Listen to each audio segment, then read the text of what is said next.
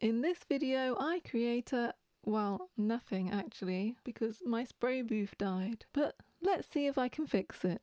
So, I've been using this Fengda BD-515 spray booth for just around 13 months now, and I've been very pleased with it. I chose this particular model as it has the fan opening coming out from the top of the unit, which was perfect for me as I have a very small space to work in. But unfortunately, it just stopped working one day.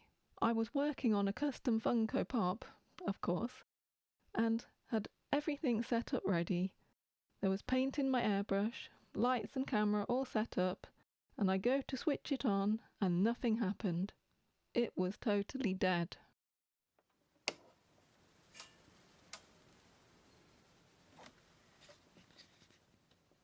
I was so sad. I get so much enjoyment from making these Funko Pops, and well, now I couldn't do that. I decided to get in touch with the supplier to see if they could help me out, and they said they would send me a new part to fix the problem. It took a little while to get here due to the Easter bank holidays and because it had to come all the way to the UK from Ergo in the Netherlands. So I have to fit this new PCB, which seems very daunting, but Edward at Ergo sent me a video showing how to do it. First though, I had to get into the inner workings of the unit. Well, that was easier said than done, as my weakling arm struggled to undo the screws. I realised that I should probably pull it apart first, so after doing that, I still couldn't undo the screws. But thankfully, I found an electric screwdriver, which did the job I couldn't do. Next, I just had to pull out the existing wires. Thankfully, they did not require soldering. In the video I was sent, it shows pliers being used to do this, but for some reason I thought I could just pull it out with my fingers. No, I couldn't. So I found some old pliers in the toolbox and removed the wires. The next thing to do was to pull out the dead PCB. What was this thing stuck down with? I need some of that tape. After struggling to remove it, I ended up using this prizing tool that I found in my screwdriver set, and that did the trick. I connected the wires to the new PCB, but I actually wired it up all wrong.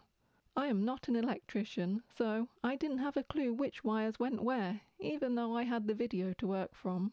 I was annoyed at myself for not taking a photo of the old board before I disconnected everything. Then I remembered I had literally just filmed myself disconnecting it. So I watched the video back about 50 times to see what wire went where. Now I just had to stick the board back down, but that super sticky tape was not sticky anymore. Great! I had to go out to the shops, and the only thing I could find was this Gorilla Tape, which I had never used before, so I had no idea if it was any good. In fact, this stuff was so sticky that I could hardly get the backing off.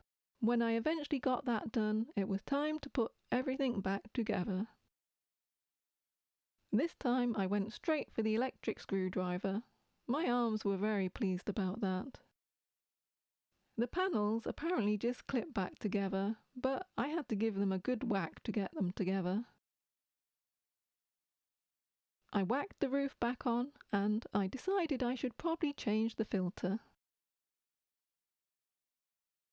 For the filter, I bought a big roll of this blue and white filter material from Amazon. I have a card template which I used to cut it to the correct shape.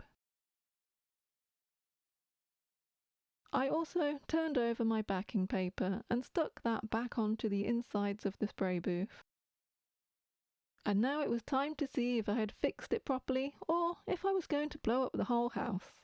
As I am not an electrician, I plugged it into a circuit tripper plug first and then switched it on.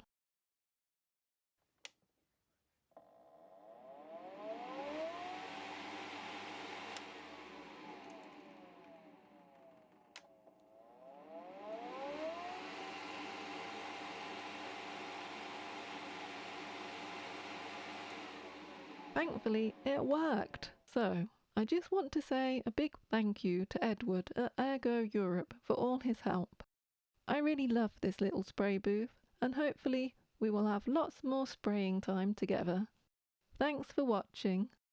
P.S. Not an electrician.